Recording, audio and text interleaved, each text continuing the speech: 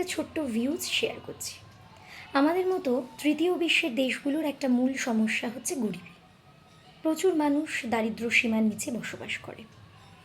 তো যারা নিম্ন মধ্যবিত্ত, মানে যাদের রোজগার আছে তবুও তাদের দারিদ্রতা ঘুচছে না, তাদের একটা মূল কারণ হলো আমরা যে কোনো সম্পদকে উৎপাদন করতে পারি, কিন্তু সেই সম্পদের সুষম বন্টন জানি না। যেমন ধরুন, আমরা একটা নিম্ন মধ্যবিত্ত ঘর থেকে উঠে আসা, আমরা একটা চাকুরিজীবী, আমাদের মেরে কেটে মাস গেলে আয় হচ্ছে 30 থেকে 40 হাজার টাকা। একটা সাধারণ মধ্যবিত্ত পরিবার সচ্ছলভাবে চলে যায়।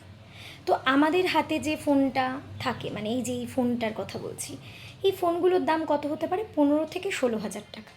অথচ আমাদের বাড়িতে যারা পরিচারিকার কাজ করে, দেখা যায় তাদের ছেলে মেয়েরা 60 থেকে 70 হাজার টাকা দামের ফোন নিচ্ছে।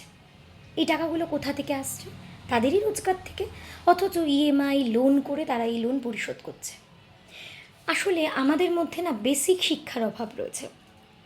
আমাদের সমাজ, আমাদের সোসাইটি বা যারা আমরা এনজিওর কাজ করি, যা কিছু করি, আমরা কোনো সময় এদেরকে শেখাই না যে দারিদ্রতা ঘোচাতে হলে সবচেয়ে মূল কাজ হলো তুমি যে অর্থটা উৎপাদন করছো তার কিছুটা সঞ্চয় করো এবং তার কিছুটা খরচ করো। তার থেকে অতিরিক্ত খরচ যদি তুমি করো তাহলেই তুমি লোনে জর্জরিত হবে। আমাদের দারিদ্র সমস্যার বা দরিদ্রতার যদি সঠিক সমাধান করতে হয়, তবে আগে এই অর্থের সুষম বন্টন শেখাতে হবে। তুমি যদি 10,000 টাকা ইনকাম করো, তার থেকে 6,000 টাকা খরচ করো, 2,000 টাকা অন্তত সঞ্চয় করো, বাকি 2,000 টাকা রেখে দাও তোমার মেডিকেল পারপাস। তারপরে কি 6,000 টাকায় জীবন চলে না? হ্যাঁ, চলে। আজও আমি আমার মায়ের কাছে আমার বাবার হাতে 6,000 টাকাই তুলে দিই বাজার খরচ স্বরূপ। সে তো তুলে আনে, সে কোথাও গিয়ে হাট থেকে বাজার করছে, আবার কখনো আমার মা কাঠে রান্না করছে, করে সেই সুষম বন্টনকে বজায় রাখছে। কিন্তু আমাদের নিম্ন মধ্যবিত্ত একেবারে হতদরিদ্র শ্রেণীর মধ্যেই সুষম বন্টন নেই।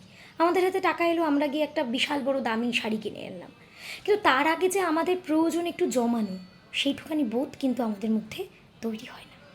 এটুকুই বলার।